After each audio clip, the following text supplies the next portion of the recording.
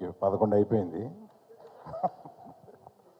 ఇంతమంది ఇంత మాట్లాడిన తర్వాత అందరి మీద అందరూ జోకులు వేసుకుని సరదాగా ఇంతమంది ఆ సినిమాలో స్టార్ట్ అయిన ఇంతమంది ఇవాళకి టాప్ పొజిషన్లో ఉండి దేశం అంతా గుర్తించేలాగా చేస్తుంటే ఆ సినిమా ఎనర్జీ వీళ్ళ ఎనర్జీ ఇవన్నీ కలిపి ఏదో ఒక డివైన్ ఎనర్జీ ఇవన్నీ తీసుకుని వెళ్తుందని అనిపిస్తుంది.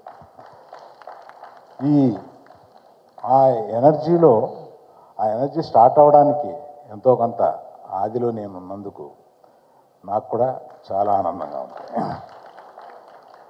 నేను ప్రత్యేకంగా బన్నీని తర్వాత దేవిశ్రీ ప్రసాద్ని చిన్న వాళ్ళగా వాళ్ళిద్దరు ఫ్రెండ్షిప్ చూస్తూ పెరిగారు. వాళ్ళు ఇవాళ దేశం అంతా తిరిగి వాళ్ళని చూస్తుంటే వాళ్ళ నాన్నగారు లేరు, కానీ మేము ఎంత గర్వంగా ఫీల్ అవుతాం.